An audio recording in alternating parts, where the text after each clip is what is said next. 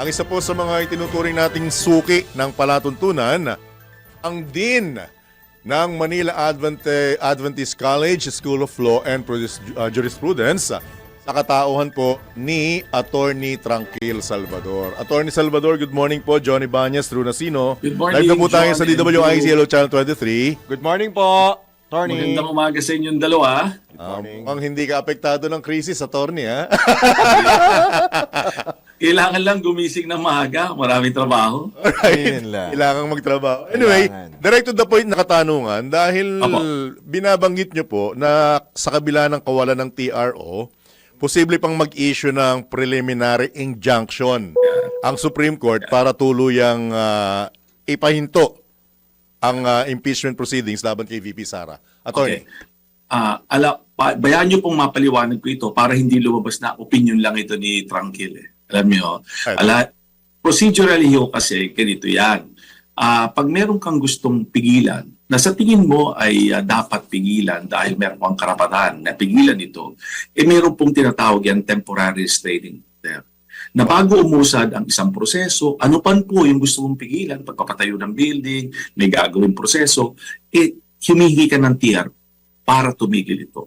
Subalit pag ikay nabigyan ng TRO, whether mabigyan ka o hindi nangangahulugang hindi tutuloy ang prosesong final mo, ang petisyong final mo. At yan po, magkakaroon talaga yan ng pag-determine kung meron kang entitled ka sa preliminary injunction. Kasi kasama sa prayer ng karamihan ng petisyon, hindi lamang TRO na pansamantala, kundi preliminary injunction para dun sa kabuuan kung kailan pending ang kaso sa hukuman ay hindi tutuloy yung pinipigilan mo. At ang katapusan po nito, kadalasan, ang panghuling hinihingi doon sa petisyon o sa complaint ay ano po yan? Hinihingi niya is permanent injunction. Pero po dahil ito ay public interest case, ang hinihingi nila dyan eventually a prohibition para matigil ang lahat ng ilang ginagawa dahil sa pananaw nila, ito po ay walang legal na batayan at ito ay unconstitutional. Yan po yan. Ganyan ang proseso niyan. Ang kaibahan lang po sa mataas na hukuman, hindi po yan ang effect ng TRO nila, hindi po katulad sa trial court. Ang effect ng TRO po sa Supreme Court until further orders of the court. Pag nagbigay sila, hanggat hindi nila binabawi, epektibo, para kang may preliminary injunction. Ganun katibay ang TRO sa mataas na hukuman sa Supreme Court. Sa Court of Appeals po, 60 days lamang yan. Sa mababang hukuman, yan po ay 20 days lamang. Ganun po yan. Para makita kasi baka sabihin nila, inopinyonan lamang. Hindi po, yan po kasi ay isang proseso. So kung nakita at that point in time, kasi kasama sa relief sa prayer po nila yan.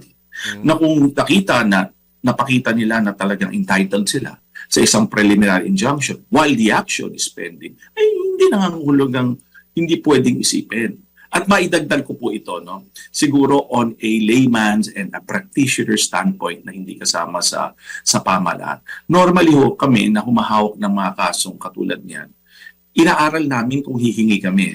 Alam niyo ba kung bakit? Kahit na sa tingin namin, dapat pigilan niya. Kasi minsan ho yan, pag hindi ibinigay kagad, katulad ng nangyayari ngayon, ang tingin ng iba, kita nyo, mahina, hindi binigay. Because that gives them parang moral victory. Kaya ako pag ako sa ganyan, iniisip ko yan, pinaliliwanag ko sa kliyente. Pwede tayo humingi kagad yan. Ganito baka compelling sa yan. Gustong-gusto mo ba yan? Kasi pag yan, hindi natin binigay for one reason. Katulad lang, hindi binigay lang kagad. Gusto pang pag-aralan ng hukuman. Ang tingin ng ordinaryong mamamayan, hindi pala binigay. Yan mo yun. Kaya talagang inaaral mo, kung hihingin mo, meron niyang legal aspect at meron niyang parang strategic aspect na pag-aaral. Alright. Dahil sa kabiguan naming makapagtapos ng abogasya, Attorney Tranquil, pakilinawan po ba, yung nagpetisyon ng TRO, automatic bang humingi rin ng preliminary injunction? O Opo, kahit pag makita nyo automatic yun?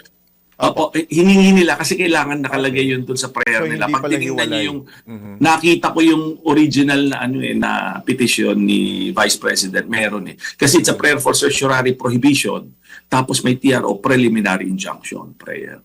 Kahit yung mga intervenor ho noon meron, para hindi kayo malilito, hanapin nyo, kung searchable, hanapin nyo yung bottom. Yung bottom yun ang tinatawag na prayer, relief. Diyan po yun ang hinihingi mo sa hukuman. Kasi sa pagkahaba-haba ng sinasabi mo, sa isang petition, sa isang complaint, ang titingnan mo talaga, ano ba gusto mong hingin sa hukuman? Makikita mo yun sa buntot, sa prayer, para hindi ho kayo malito masyado. Ang tanong ho, gaano ho kaya katagal? Bago maglabas, kung Bago maglalabas man. Opo. Ay hindi po natin masabi. Hindi ko rin alam. Baka kasi ang magiging indication, maglalabas. Hindi natin ho alam kung magbibigay. May mga kaso po ako nakita, hindi na nagbibigay. Minsan, nagtutuloy ang court. Sometimes they do an oral argument. Tapos, hindi rin binibigay. Meron naman walang oral argument. Titignan lang yan sa papel, sa submissions. Tapos, altogether, magdi-decide ang court. Yung full decision na ang dinidecide minsan. Yung full case na, hindi na yung kasi ang preliminary injunction TRO insidente lamang ng kaso. Imagine niyo ako ngayon, di ba? Kung imagine niyo ako ay isang main case, itong salamin kong ito ay only what? An ancillary to the action. Ito lang ho yung parang provisional remedy ho ang tawag dun eh. Para luminaw ang aking pagtingin, kakaroon ako ng salamin, di ba? Pagdating naman ho sa ano yan, sa kaso, yung main case, gusto mong para hindi naman ma-render moot and academic ang kaso. Sige, pigilan muna natin kasi habang dinidiskurso pa yan, pinagtatalunan nila, pigilan. Yun ang gusto nila mangyari. So, ano po ang pwedeng i-determine ng Supreme Court sa proceeding para maglabas siya ng injunction? Ang kailangan ho mapakita nila yan sa pagpasagot nila, pinagsasagot naman, ang alam ko, pinagko-comment yung respondent, di po ba? Ang kailangan nilang ipakita diyan na meron silang clear and unmistakable right. Ulitin ko, clear and unmistakable right na napakaliwanag ng kanilang basihan kung bakit dapat pigilan ng Supreme Court. Dapat silang katigan. Pangalawa, kadalasang makikita sa mga desisyon, lalo na sa mga kasong katulad nito, yung urgency. Naku, napaka-importante. Urgent ito at kailangan aksyonan na ng hukuman. Pangatlo, dapat yung injury ay substantial. Yung substantive rights to maintain the status quo mas mabuti kesa magpatuloy yung pag-suffer ng damage or injury. At yung pong injury niyan at sinasabi o damage is irreparable. Ibig po sabihin ng irreparable ay hindi mo masusukat. Kasi kung masasabi mo, alam mo, pag hindi ng court the issue yan, ako ay magsasuffer ng 1 milyon, 500,000, 2 milyon, measurable ho yun. Dapat ho yan irreparable. Yung magnitude ng damage ay hindi dapat masukat. Hindi siya quantifiable, to be more accurate, para bigay ito ng Supreme Court. So hindi po ito basta ibigay ng Supreme Court unless nakita ng Supreme Court yung mga grounds na yun at nakita niya na compelling. Meron kasi mga pagkakataon, hindi niya ibibigay, pero didinggin niya ang kaso. Patapos doon, magdidesisyon siya, minsan pabor or hindi pabor doon sa petition. Attorney Tranquil, marami nagsasabi na nagamit natin na yung term na overreach. At lagi pong basang-basang ginagamit. Judicial overreach. O yung pong pagtawid ng Supreme Court paminsan-minsan sa pagiging co-equal body nila ng Kamara. So paano natin mababalanse ito, Attorney Tranquil? Ayan, tama man po alam mo, aking sabi. John, maganda yung tanong mong yan. Po. Kasi magkakaroon talaga ng impact dun sa issue ng legal concept na separation of powers. Makita mo, paulit-ulit nilang sinasabi yan. Kasi bigyan natin sila ng background. Saan ba nagmumula itong ginagawa ng House of Representatives ngayon? Diba? Meron ba itong ugat sa saligang batas? Meron po. Under Article 11, Section 3, di po ba nakalagay doon, isang paraan ng pagsisimula ng isang impeachment is pagka-file nun, may verification, may endorsement, i-include sa agenda, order of business ng House. Matapos po, itutulak o i-forward sa 3 araw sa Committee on Justice. Di po ba? Nandun sila sa Committee on Justice ngayon. Ano na ba ang nagawa ng Committee on Justice? To determine form and substance. Na-determine nila, ayos yung form, ayos yung substance. Na-determine rin nila yung existence of the grounds, sufficiency of the grounds. Ano po didetermine nila ngayon? Yung probable cause. Ngayon, pag titingnan mo, babasahin mo yung saligang batas, wala yung words na yun. Yung determination of probable cause. Ang makikita mo dyan, hearing. Kaya yun ang pinagtatalunan nila. Ngayon, sinasabi nila, yan, yung kaparaanan ninyo sa House of Representatives ay you go beyond dun sa mandato ng saligang batas na pwede ninyong gawin. Sufficiency form, substance, grounds, dapat hindi nyo na kayo magkukondak ng hearing. Nung ganyan ginagawa nyo, magpapasupiin na, magtatawag ng testigo, di ba ba? Yan ang pinagtatalo na yung sinasabi yung mini trial, na ngayon sinasabi lang yung parang preliminary investigation. Hindi nyo na dapat gawin yan. Subalit, tandaan ninyo, ang power is talaga sa pag-impeach ay nagmumula sa House of Representatives na binibigay ng saligang batas. At doon sa section na binabanggit ko kanina, Section 3, doon sa bottom po noon, kinikilala ng saligang batas that Congress, hindi lamang House of Representatives, Congress could promulgate rules of impeachment. Kaya nga, gamit kayo ng House. Yung rules of impeachment, sabi lang, meron nga kami. Nakalagay dito, pwede kami mag-issue ng mandatory processes, compulsory processes. Subpoena, sabi rito, pwede kami mag-examine ng testigo. Sabi rito, magdidetermine kami ng probable cause. So yan po ang pinagtatalunan. Tama ang tanong mo. Yan ba ay isang aspeto na pamamasukan ng Supreme Court? Maganda yung tanong mo. Yung aspeto na yan ba ay dapat pamasukan ng Supreme Court? Opo. Opo. Sa aking pananaw, baka gusto nyo. Sige po. Ang susundan ko lamang po yung naging desisyon na ng Supreme Court sa bahaging ito. Noon yung pinaka-recent, yung sa Duterte, yung lumabas nung July last year at yung lumabas nitong January lamang. May sinabi doon ng Korte Suprema.